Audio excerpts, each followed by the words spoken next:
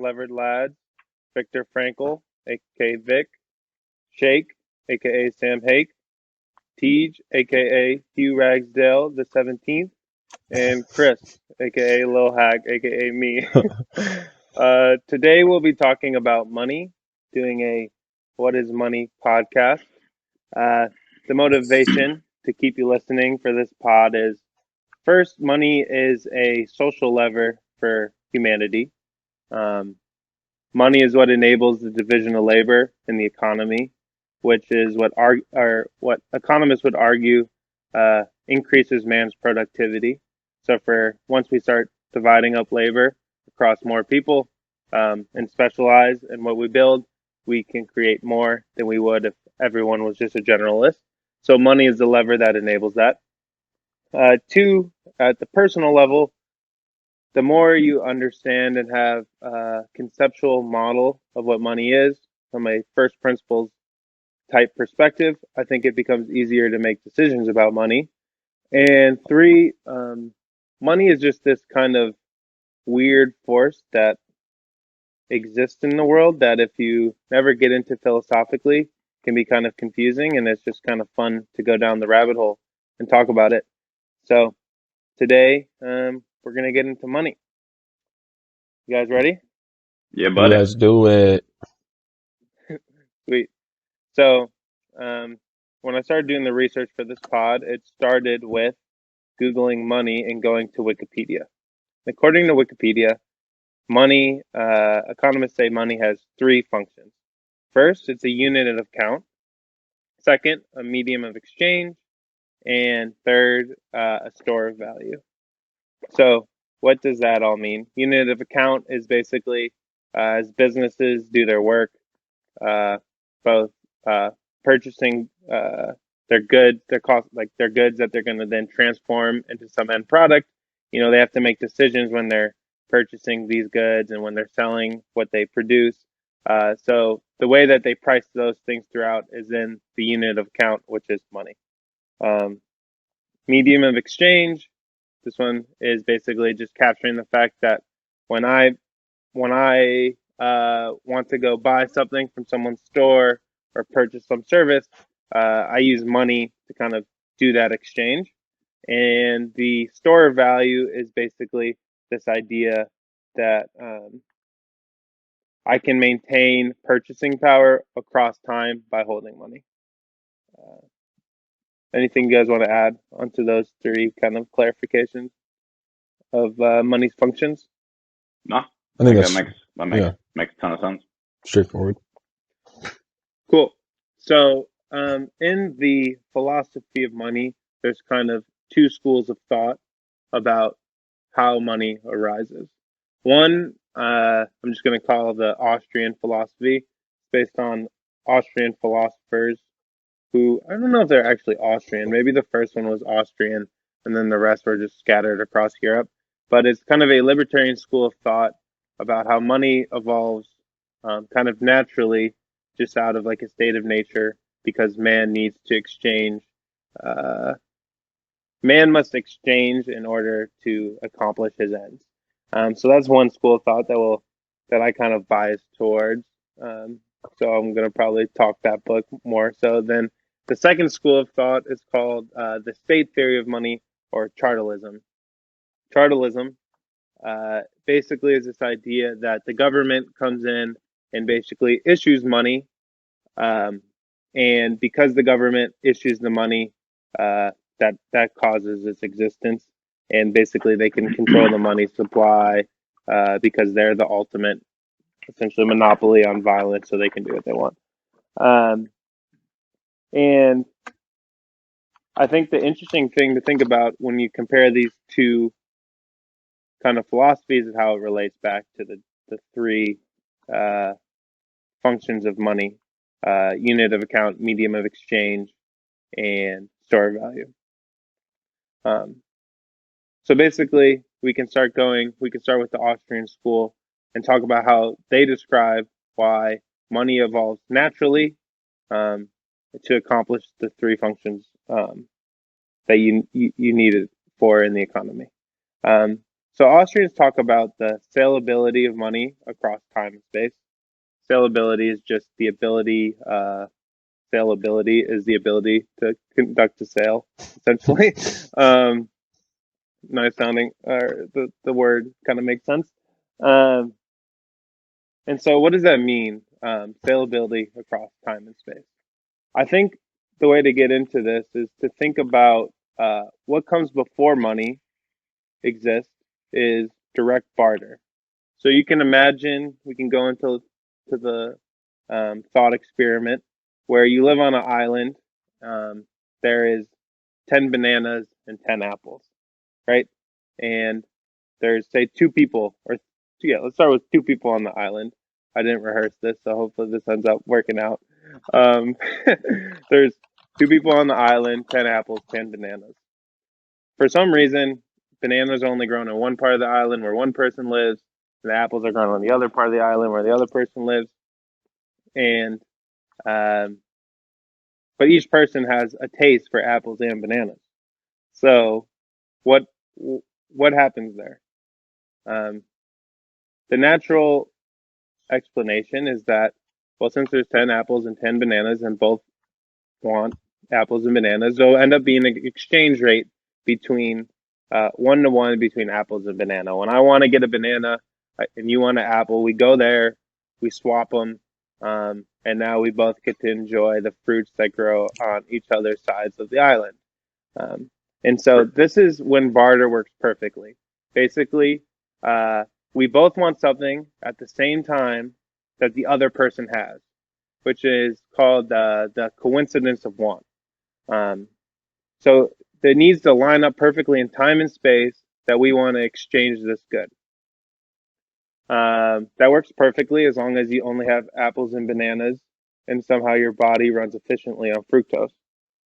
But what happens? I mean, we love our meats here on Levered Lads.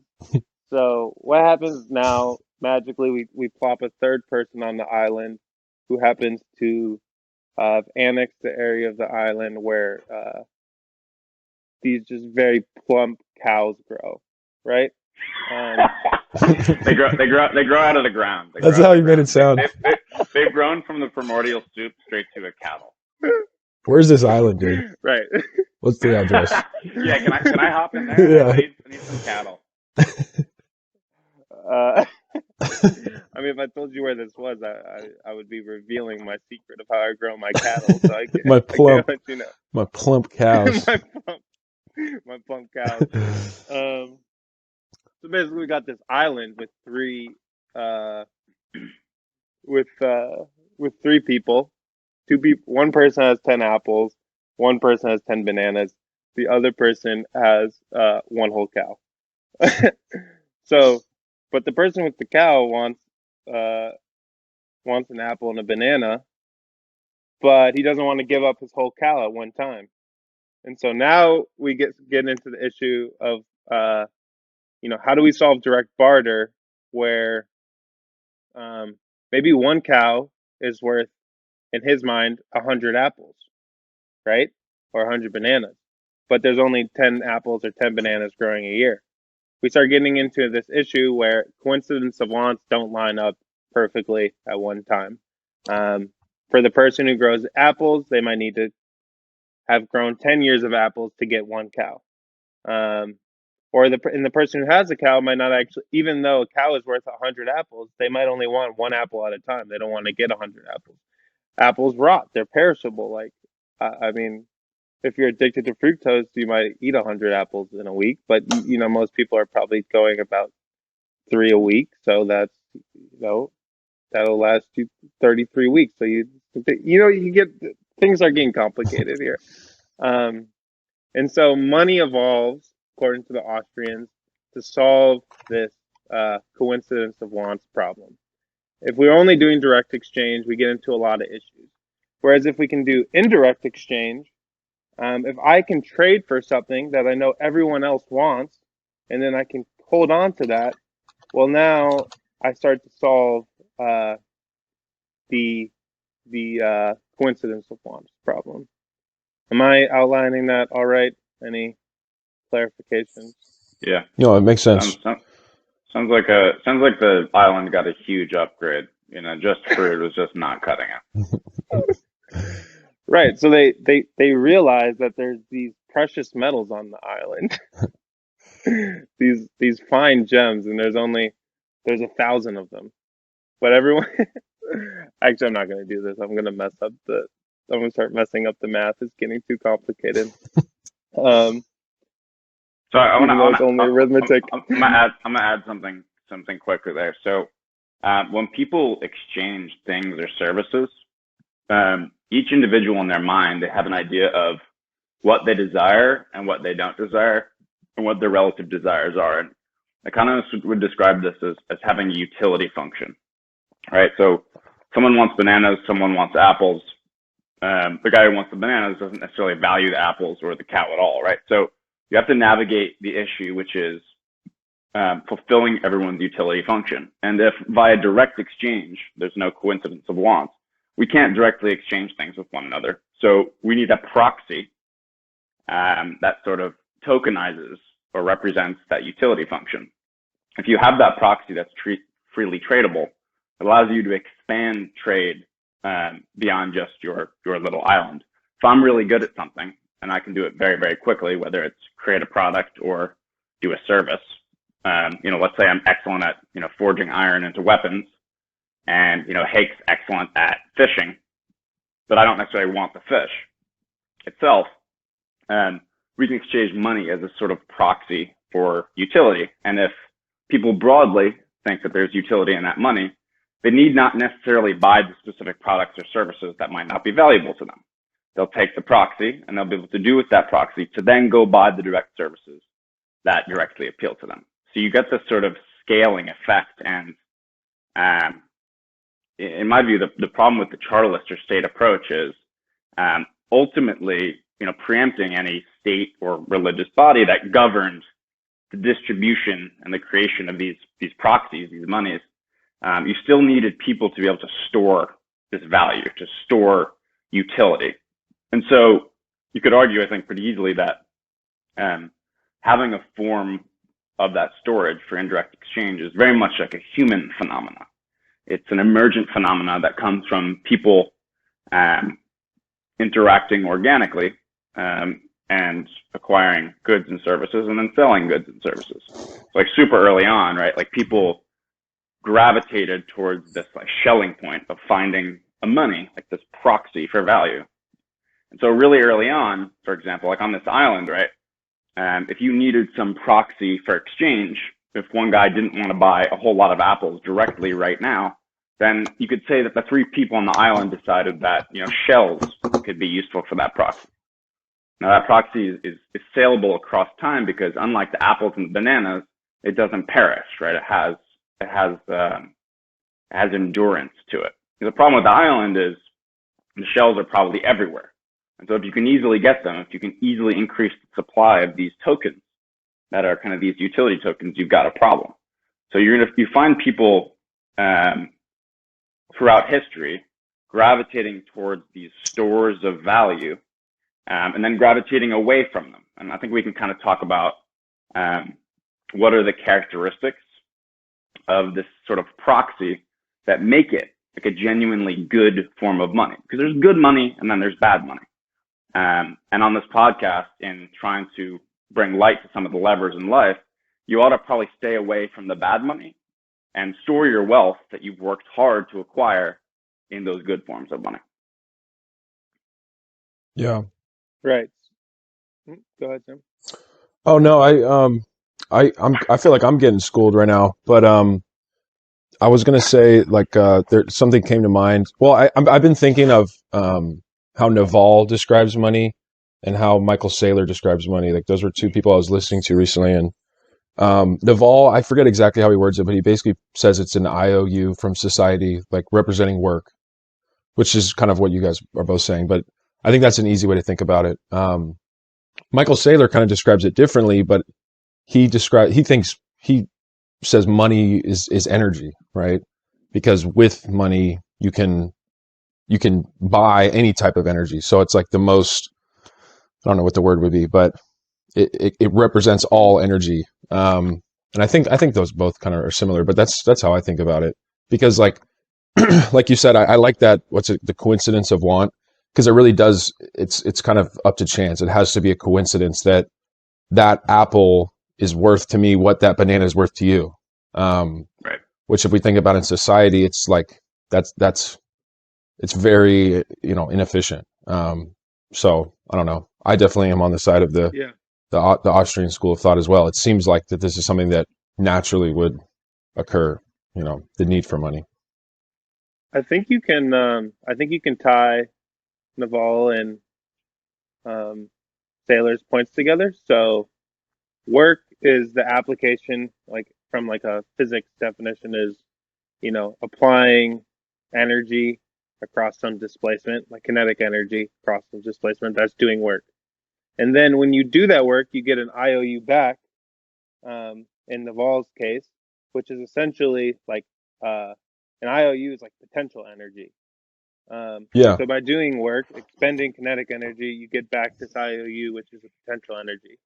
Um, and so in that sense, I have been thinking more and more of money as kind of financial potential energy that you can put back into the world. Um, and I Yeah. guess tying it back to coincidence of wants, it's like you could you can go from you could do your work and then exchange it for someone else's final product of work, or you can, like T just saying, you can have this proxy for potential energy that then you can go and use for anyone else's final product of work. Right. Because without money, it's like any good or service still is potential energy, but it's kind of conditional potential energy, right? It's like it could be worth nothing if nobody wants it at the time you are looking to trade it. Whereas Right. money, Right. well, I mean, good money, and I'm sure we'll get into this, but it's money is anytime. It's not really conditional. I mean, there are some exceptions to that, but yeah. Yeah. I I think this think. is a good segue into, oh, go ahead. Well, I was just going to say, I think the allusion to potential and kinetic energy in physics is also super instructive, right? Because when you have a ball or you have a car sitting at the peak of a roller coaster, right? That potential energy pretty accurately tracks the kinetic energy that occurs when the car goes over the hump and heads down, careens down to the roller coaster. You lose a little bit due to heat and sound, but it's mainly converted fully, right? So I think if you get that back to money and you have sort of this potential energy in the form of an IOU that we decide is a proxy for the value of our time or the service or whatever, it gets tricky when I hold this IOU that I've received for some sort of output. So I get this IOU from my employer that says, this is the proxy for the value of your time, right? And then you get this proxy. And if the proxy maintains value, then you can go trade it for other goods and services productively. So you're converting your time from potential energy into the kinetic energy that is this financial energy proxy. But what happens when that conversion sort of falls apart, right? When the car at the top of the coaster, it doesn't convert its potential energy to kinetic energy. So if the value of that proxy starts to erode, then you're trading your time way, way, way more cheaply. You're devaluing your time actively. So if someone, God forbid, tweaks or dicks around with the value of that proxy, that someone is responsible for devaluing the value of your time, which is very, very painful if you think about. But I think a useful sort of thought experiment, the transition from the potential energy to the kinetic energy, that conversion could sort of, some slippage could be introduced, which is problematic for someone earning. At the risk of running this metaphor farther than it should be, you could take a step further. If you can convert money as potential energy into kinetic energy, then as you accumulate money and potential energy, that represents your power, which in physics is the rate at which you can do work, right? And so you want money that is more powerful in the sense that it'll more effectively allow for you to kind of harness kinetic energy and to put economic activity into the world. And so being cognizant of kind of that money's role allows for you to understand how it's like letting you interact with the world and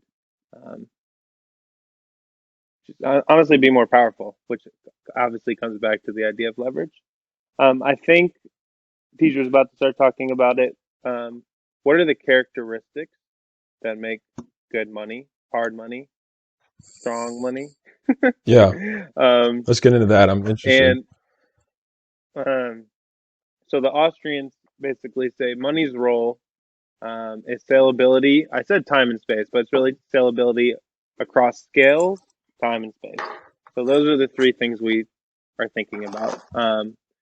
So scale means whether I want to buy, I can buy all different types, or we can do all types of transactions across different sizes. So whether I wanted to do a microtransaction on the internet for like for a song, or I wanted to buy a property, a huge estate, I should be able to do that with the same type of money. Across space means that I can exchange goods in the U.S. I could do it in China. I can do it. I can use that money anywhere. And then across time means I could use that money to do an exchange right now, or I can do it in 100 years. Right. And the reason for that is you want this, if you're going to have this proxy of potential energy, then you ideally want to be able to use it in as many situations as possible. And they basically, these dimensions of scale, space, and time kind of exhaust all the situations that you would want to use it in.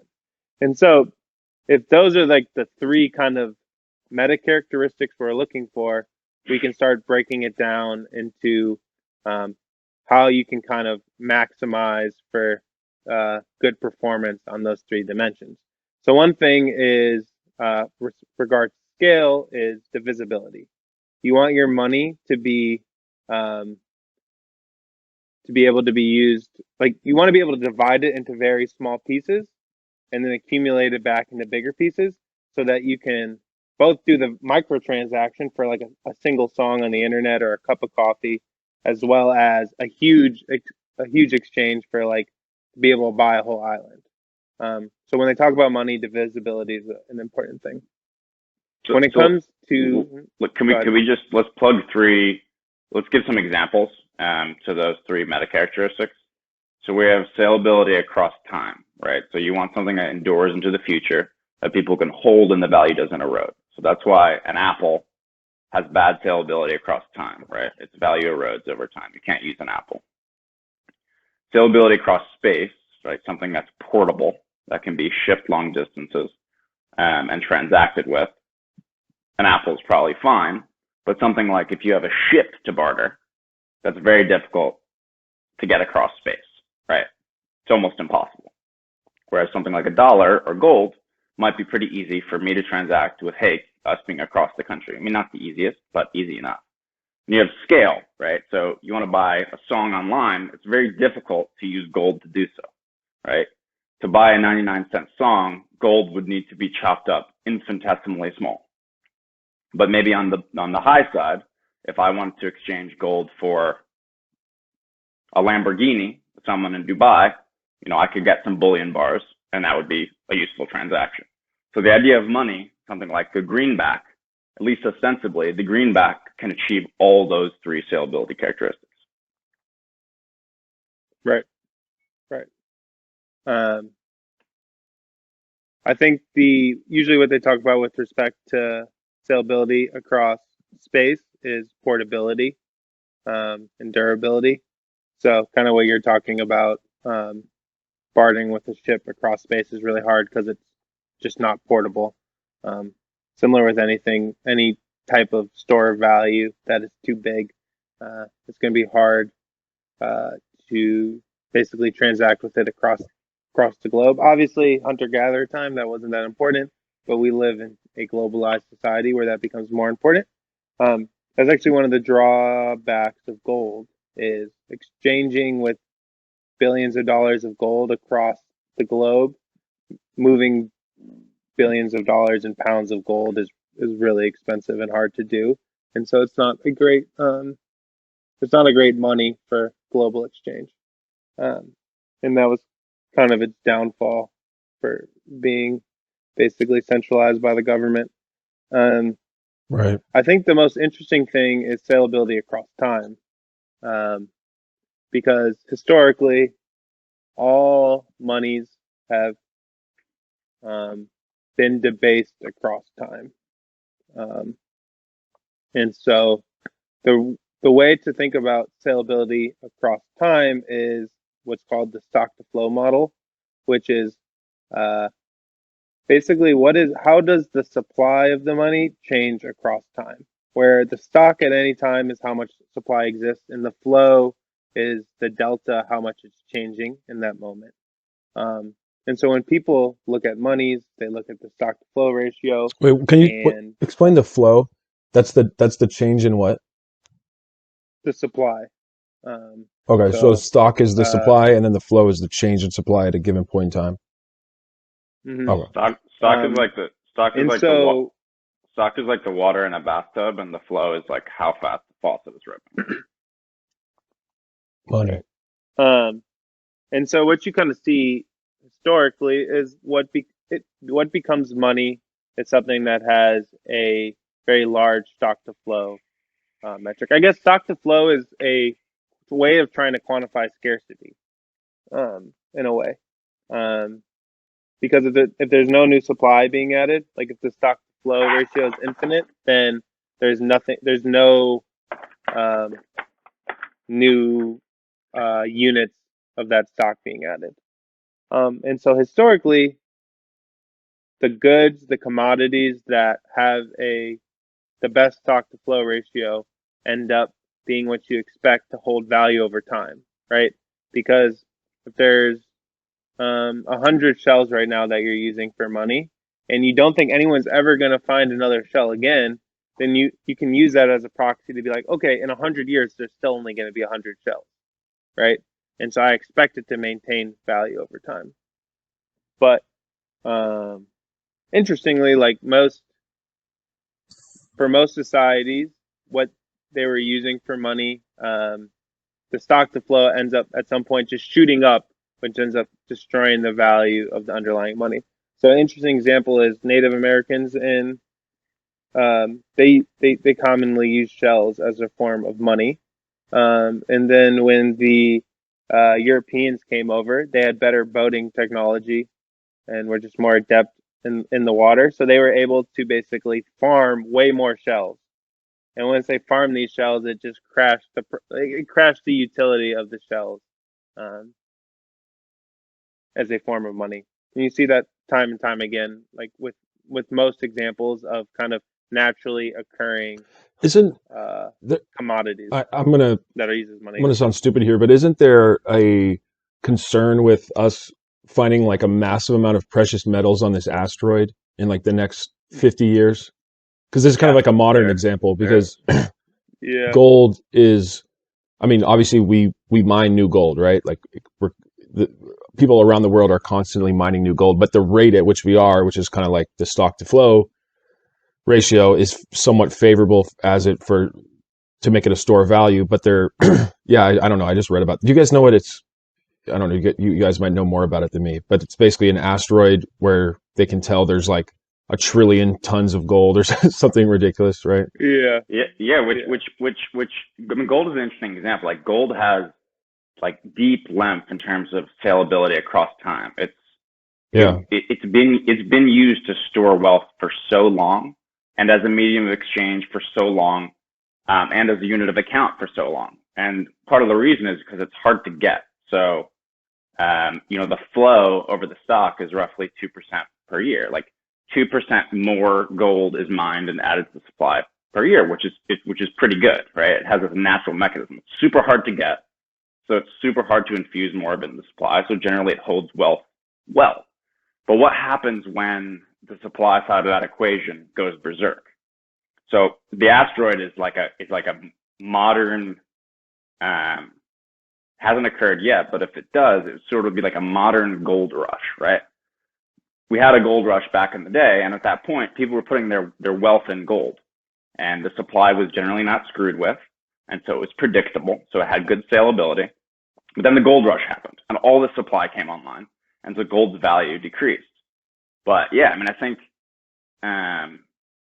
with Elon and his shenanigans, if he manages to land on another planet and get the mining rig in place, you could potentially have a deluge added to the supply of gold, which kind of cucks it as a store of value. And this brings up something I think is interesting to discuss, because gold has some intrinsic value, right? Like gold is used in jewelry, and I believe in some application in electronics, right?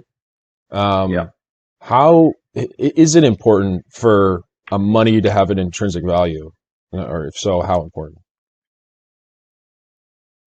Because That's the $1 trillion question, right? Because like I've heard people make that argument against Bitcoin because it doesn't have intrinsic value, but the dollar doesn't have intrinsic value either.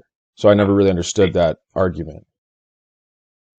I think if you come back to the salability across time, space, and scales, then the argument for intrinsic value doesn't. Is it just like an added bonus of gold, basically?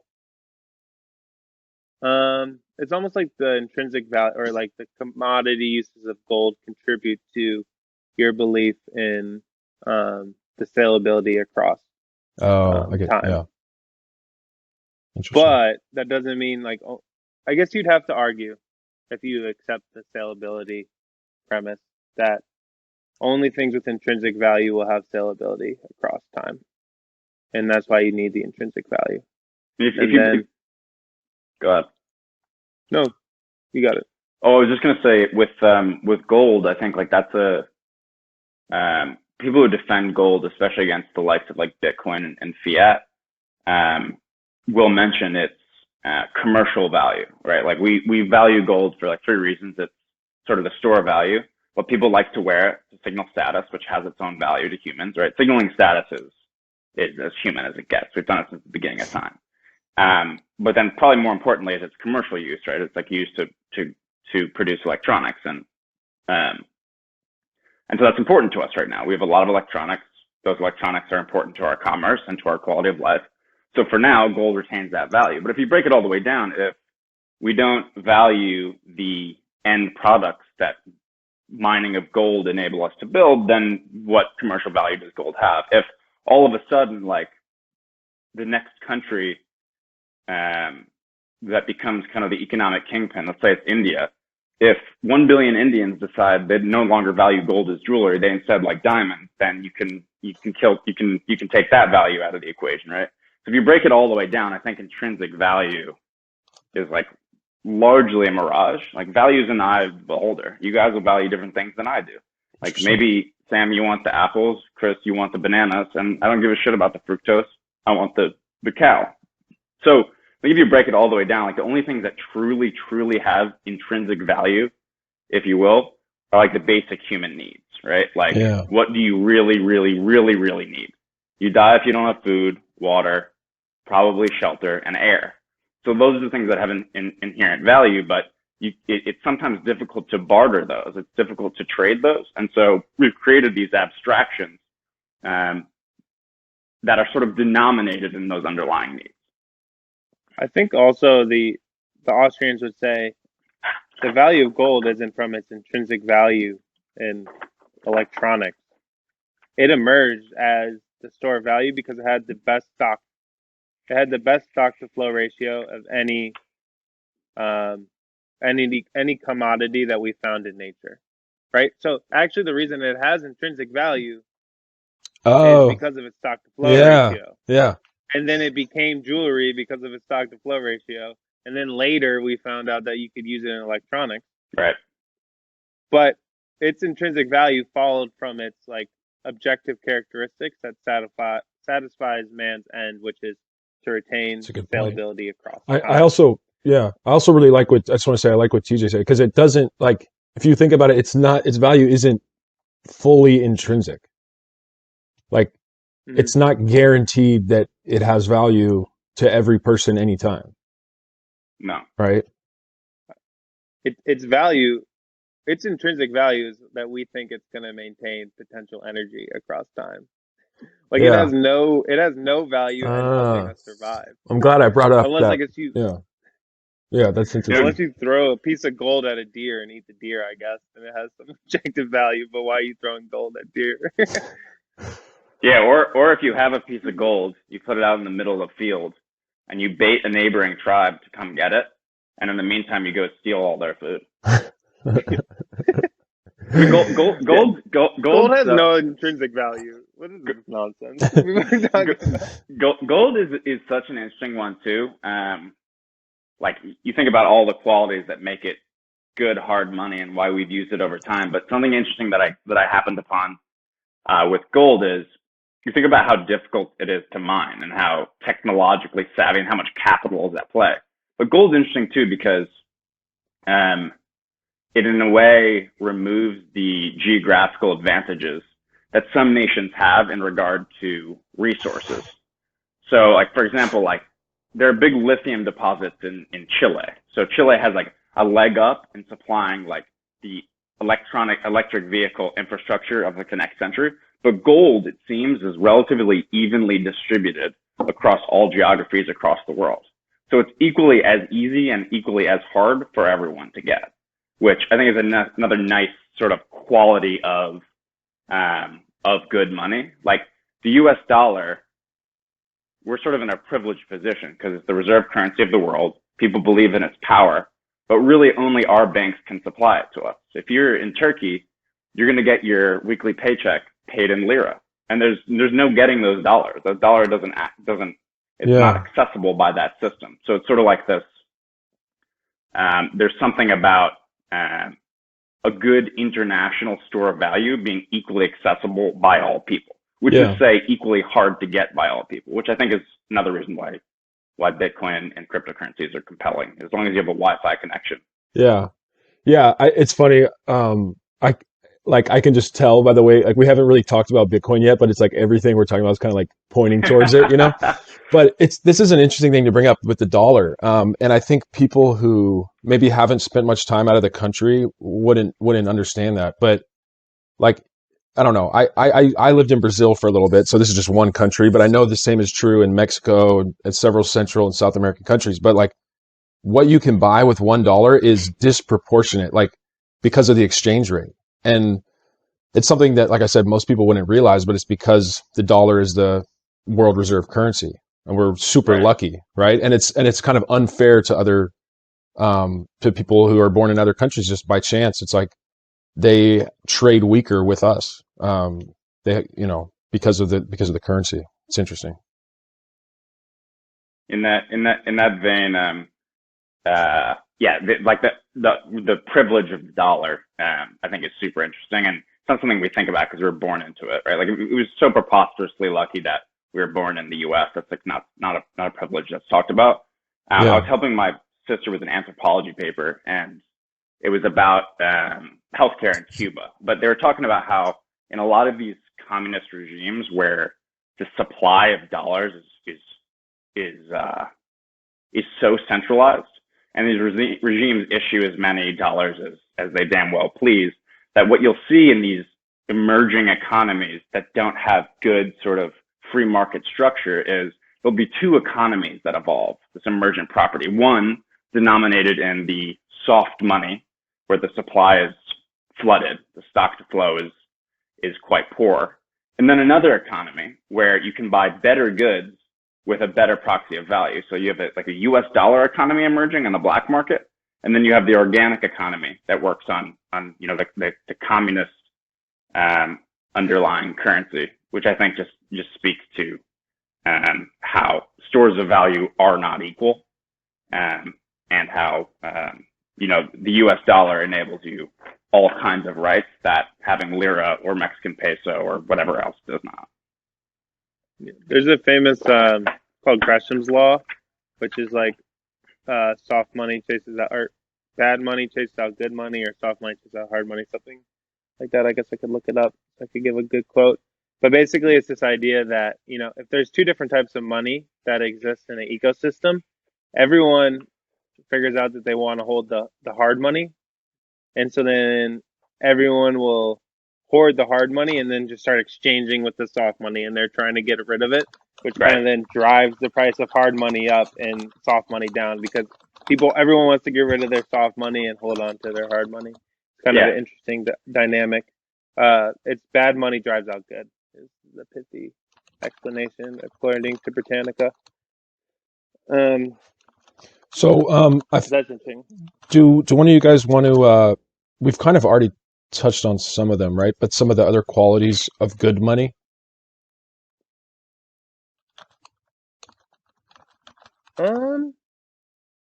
Like, I think fungible is a good one to talk about because that's like in the vernacular, as TJ says. Yes, it is. It is. With the NFT craze, right? Yeah, we can do that. Fungible. Basically, what fungible means is that you can replace one unit with another unit, and they function the exact same way. And just by standardizing your unit of money, then people don't need to care about which one they have. And so that just facilitates more transactions. So with gold, basically, generally the government would fulfill this role where they would mint the gold tokens such that they're all the same size and the same weight, such that you can very easily reason about how much they're worth. Right. And so the more fungible the money is, the easier it is to reason about their worth, and it facilitates more transactions. And so then basically on Ethereum, there's fungible tokens, which is like an interface. And then being the clever Those are the ERC. Those are ERC20, right? And then what's the protocol for the other one? NFTs. Non-fungible is ERC 721. And 1155. They'll evolve. So basically, fungible was already a word in economics, and then the engineers were like, "Well, this is not fungible." Because there's only so we'll call them non-fungible tokens. And a non-fungible token, something that's non-fungible is like a piece of art, right? There's only one of them. There's only one Mona Lisa. Like the idea of having a million Mona Lisas that could fill in with one another doesn't make sense. So that's why non-fungible tokens have popped up on the internet, because people are trading digital art, which in their nature is actually very fungible, but then the token, there's only one of them, and that's the non-fungible part. So you can mint 10 NFTs of the same art, but each one has different code that makes it unique, right? Mm-hmm. Yeah. Okay. Yeah. And so money doesn't necessarily, I guess we could have a broad definition of money where it doesn't have to be fungible, but pretty much anything that people refer to as money is fungible, right? Because I'm thinking of fungibility makes it more salable. Because if we if money wasn't, if we were going to use non-fungible things as part of our definition of money, like a classic, old school car, like a vintage Ferrari could be money, or a house could be money, but it's not. It's not money, right? No one would refer to it as that way, right? Yeah. Well, those are stores of value, so they're not monies. Usually money we think of colloquially as a medium of exchange, but then you enter this kind of gray area where, valuable things, scarce things are stores of value. And if you had to, you could treat them, they could function like money, right? You can kind of barter with them if you had to. Right. And so a lot of times the path to something becoming a money is it's a store of value first because it's scarce and people value it. And then it's only once it starts to be able to facilitate a lot of transactions that it becomes a medium of exchange and then unit of account. And so it's kind of like there's a evolution to money that starts with the store of value, which is interesting. But then we look at go ahead. Money. Money is. You. I think you got at the point. Money is ultimately a spectrum, right? And something that wasn't necessarily used as money could very well be used as money if it grows into the characteristics that enable good exchange and good store of value. Cool. Yeah, so if you're really bougie, wine is money. And then, so isn't it weird if we look at the dollar, because the dollar is like the most widely used money in the world, but it's not a good store of value anymore. So it's kind of like along that evolution, it's a very good medium of exchange, but it's not a good store of value. Like if you just keep money and sitting in a bank account for 10 years, you get screwed. I think the worry for money is at one point. I mean, some people would argue today it has saleability across those three domains, but there's some worry given how the powers that be are adding to the inflation that it loses saleability across time. And as it does that, if you're someone who is saving today, who has wealth to store today, it's worth questioning whether if you store it in the US dollar, which has been saleable across time for quite a while, if you store it in US dollars today, does it erode in value in 10, 20, 30 years? And if so, should you put your money into, or should you put your wealth into a harder store of value? Yeah. Yeah. Yeah. I mean, at one point, and this kind of this is the fate of all money, like historically, is that at some point the stock to flow changes and it starts becoming less valuable. So gold, there was a gold rush, maybe Elon's going to go to an asteroid and bring back a big sack of gold. Like that would break the gold stock to flow model. Silver is historically easy to mine.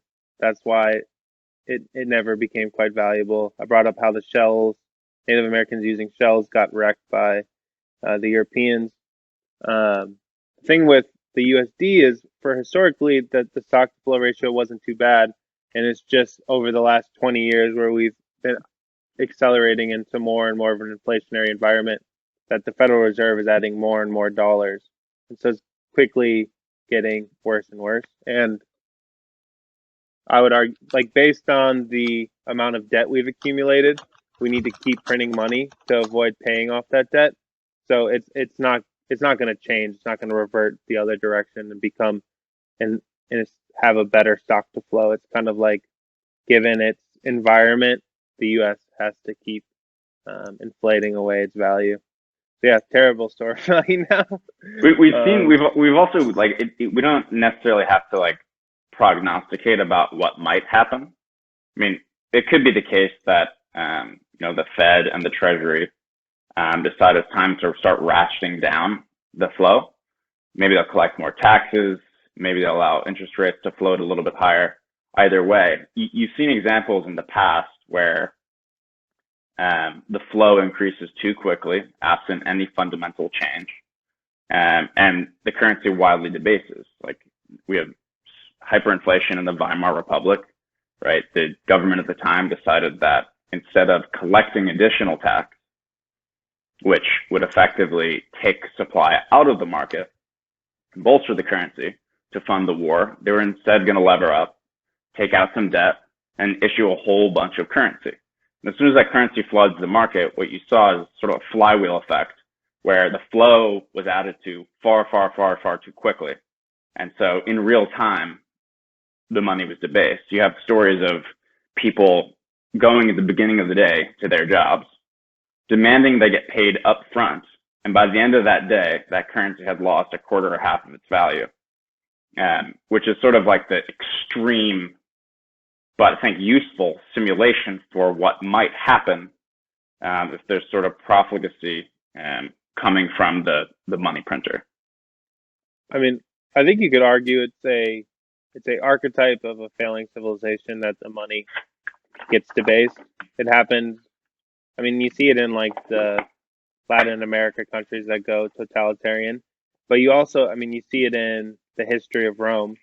When the Romans started to fall, they just started debasing their their coins because they had too many liabilities to pay. It's almost like every entity, they create too many liabilities for themselves because they're short term oriented, and eventually, look at that. So yeah, I wanted to try this out, but Let's get it. but yeah, for anyone listening, we're showing a graph right now. This is actually something TJ sent me when I asked him, like, how can we look at inflation? So this is M2 money supply through, since 1960.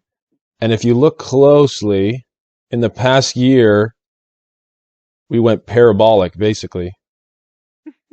So it's something like, I don't know the exact number. There's kind of different reports about it, but I don't know, between 40%. But yeah, so what is it, 30 to 40% of all the dollars in circulation were printed in the last 12 months. Yeah. So, that definitely is an argument against the scarcity of the dollar.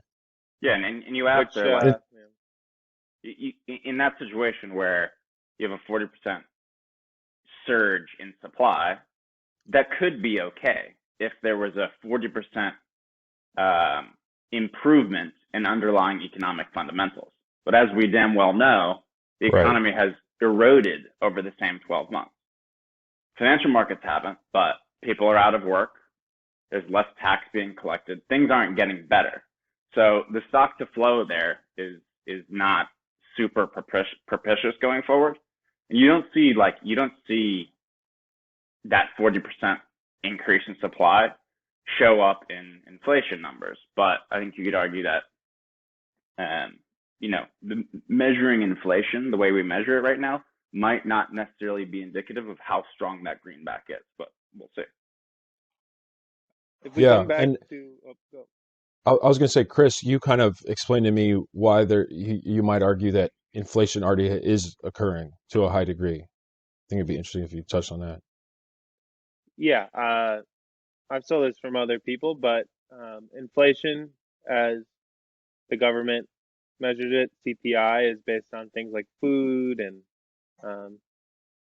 other types of consumer goods that have deflationary pressure from things like globalization and technology, which keep the prices down.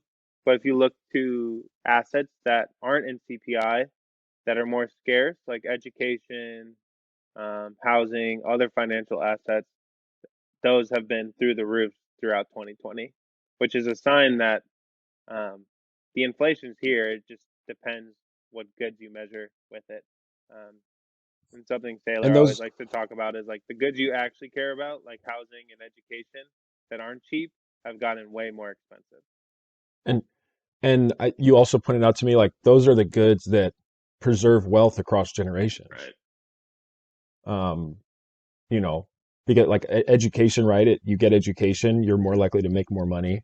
Houses are probably one of the best, like, stores of value across time. Transfers of wealth to your children and your grandchildren.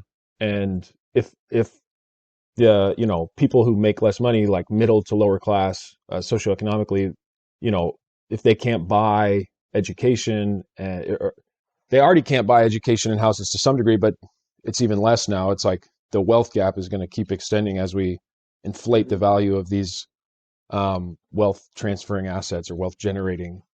I mean, education kind of generates wealth, like, indirectly, but yeah, definitely. Right. Oh no, it's interesting. There's one way to put it is people that own capital are benefiting from this inflation. People that don't own capital aren't. So you can even think of education as human capital. If you already paid for your human capital 40 years ago, like boomers, and you paid a couple $1,000s for education, and now versus Gen Z, they're paying hundreds of thousands of dollars for their education.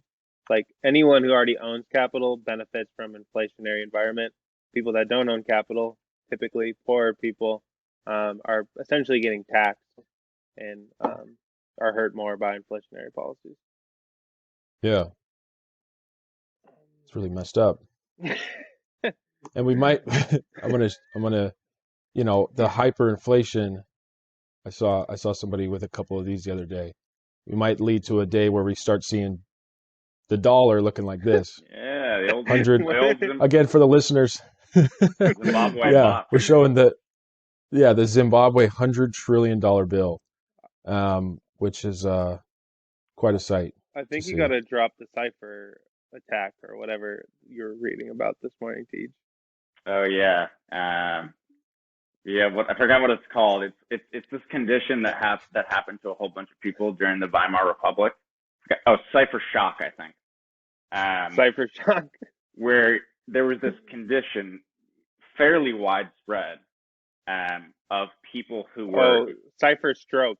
Cipher stroke. Zero That makes stroke more or cipher stroke? Zero stroke or cipher stroke. It makes sense. So these people that were hospitalized for mental illness, they had this condition where they would have a piece of paper and a pen, and just ad nauseum would be just writing zeros, 0, 0, 0, 0 on a piece of paper, as if it was just like the embodiment of the currency being useless, and them being comfortable with just so many zeros on the back end of a payment. So they would go at the beginning of the day, they would get their 1,000 Reich marks from their employer at the beginning of the day.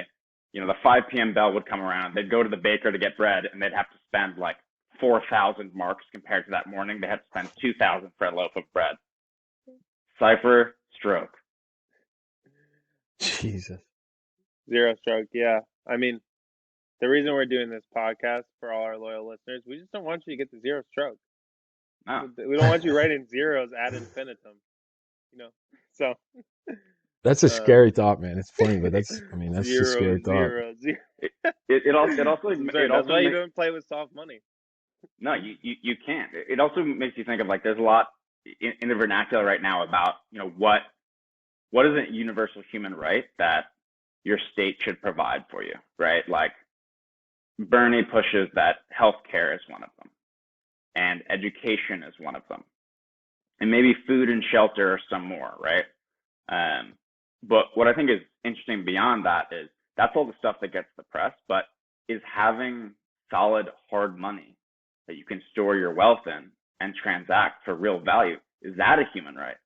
So I would argue if the other things are, then having good sound money to conduct your business and to store value for your family is just as human. And what's happening is, in the process of trying to guarantee those other human rights to people, we're taking out so much debt and printing so much money that if you hold the underlying money, not only does that get debased, but in the process, the things you actually want to buy get more expensive. You can't afford healthcare anymore. Can't afford education anymore. You can't buy any capital assets that are productive, that'll build your family's wealth. So when money falls out the bottom, you could argue that's like the biggest disservice that a government could do to its citizens. Yeah. That's a really good point. I like that. Do you guys, I think it would be cool if we talk about Bitcoin a little bit and focus on that, and maybe why we think in some ways it's a much better form of money than the dollar. I think it would be best just to start comparing it to the dollar. Before we hop into Bitcoin, I do want to make one point about money that I think it's interesting. Most people, there's like kind of a mystery around money, but I think if you see it as this technology that enables humans to cooperate, and you see humans as these like social creatures that we work as a team to build things and create things, you see that money is like very native to like our nature, right? Like the human story is one of cooperating at greater and greater scales to build more and more things.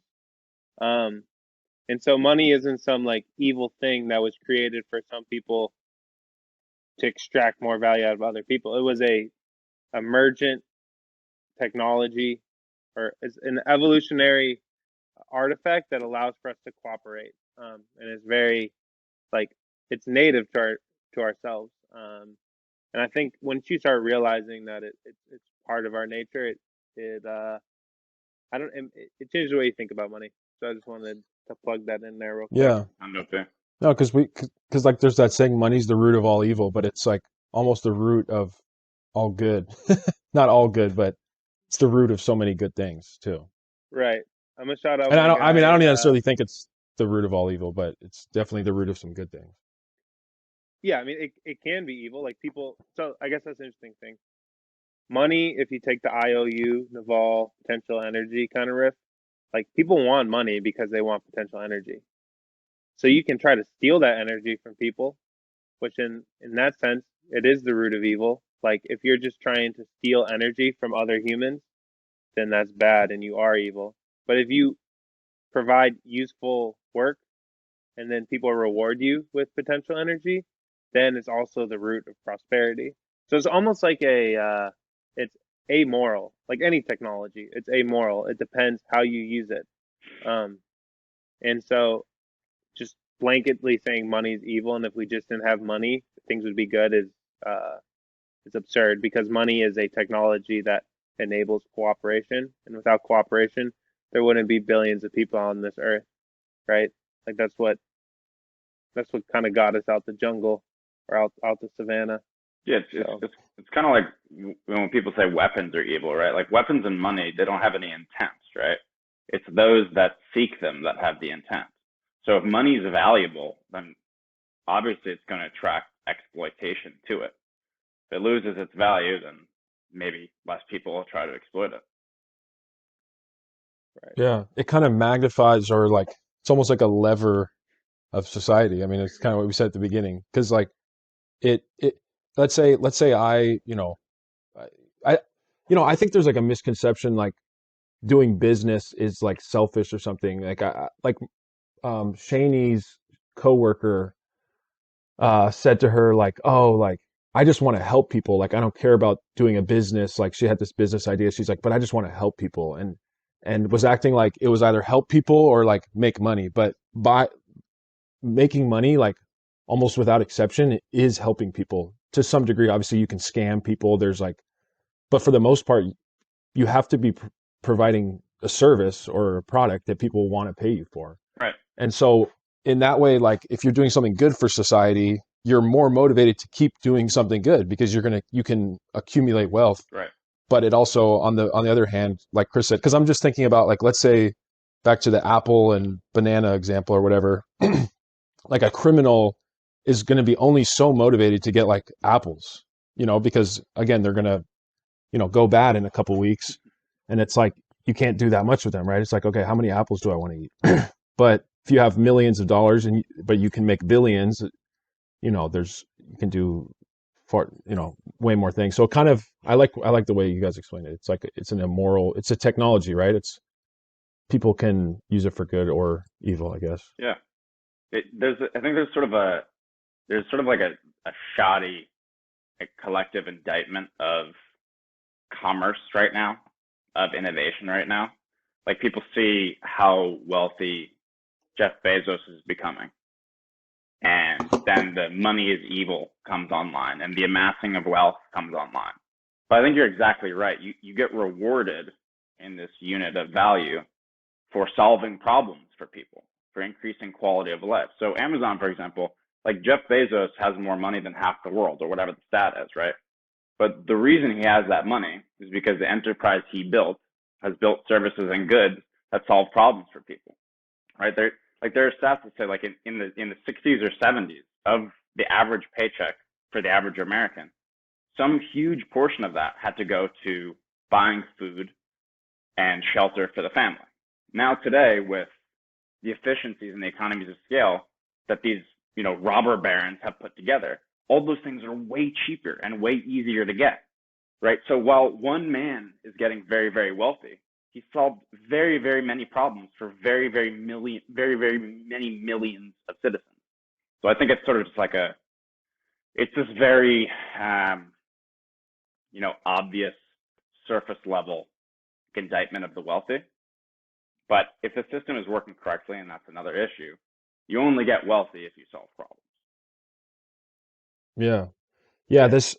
I'm just saying like we can go so many directions with this, but this is again something that Evolve talks about, but like it's not basically capitalism is not a zero sum game because like you said, the fact that Jeff Bezos is so wealthy, we can like I just moved somewhere. I've been ordering stuff on Amazon and it's like I can get it in a day or 2 days. I like that's wealth. That's quality of life that I have because of what he made.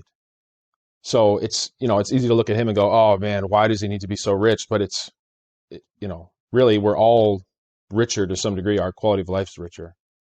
Same with like iPhones, just so many things that if we didn't have money and we didn't have, a somewhat free market, like we wouldn't have these innovations. Right. Yeah, I think an interesting thing to kind of tie on to that is as the economy and technology get better, we produce more goods, we're capable of more things. If you had hard money in that the stock, like there was no new flow of that money, the money was fixed. It was the perfect hard money, and then the economy keeps getting better. What that means is that hard money gets more valuable over time. So with hard money, it should grow in value over time, and with soft money, it gets weaker and weaker over time. And so once you started adopting hard money, it kind of you start thinking about saving more because you're like, oh, this dollar I have now, or this unit of money I have now, in 10 years, if the economy keeps growing, it's gonna be worth way more. So I'm just gonna keep this unit of money because this potential energy now is worth even more energy in the future, which is it's really interesting if you start thinking about money like that because it kind of changes your orientation towards time because you don't want to consume right now because every day you wait um, it becomes That's a really more good point. it becomes stronger and more powerful, and I think that's another reason it's important to like just get down to what are the roots of money because it can change the orientation of your life, honestly. Yeah. To Yeah. sort of reaffirm how and why this is included in the Levers podcast. The way I think about a lot of this and why deeply understanding money affords you leverage is like, we're all in our 20s and we'll all probably have families soon. And we're trying to look after that family's wealth over a pretty long-term horizon.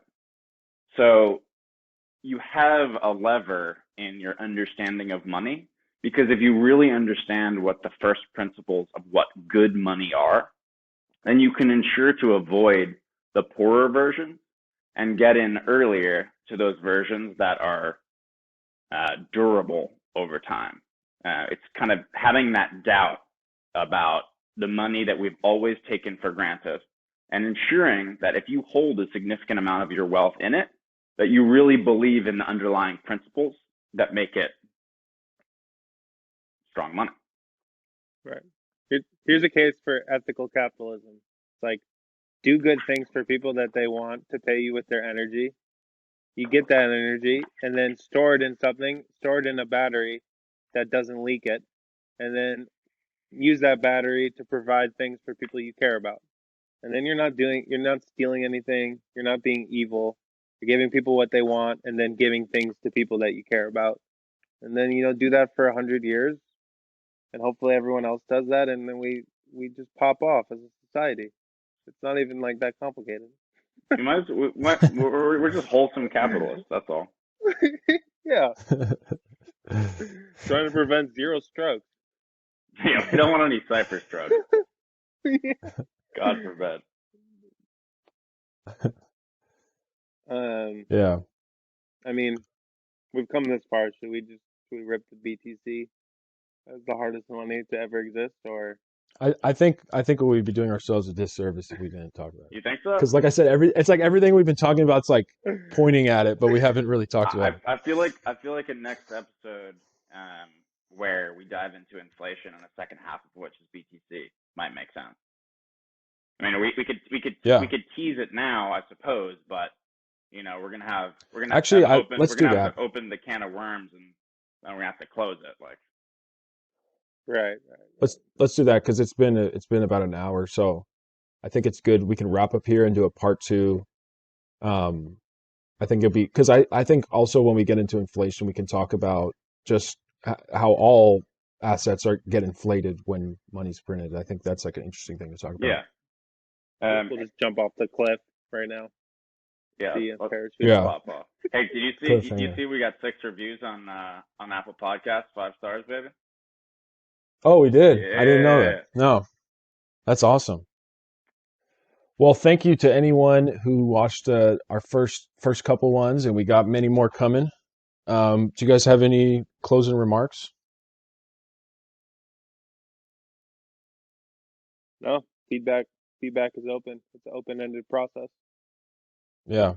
Yeah. Let us know if there's anything you want to hear us, research and discuss, or yeah, any feedback is more than welcome. So thanks for watching, guys, and we'll see you on the next one. Bam. Peace, lads.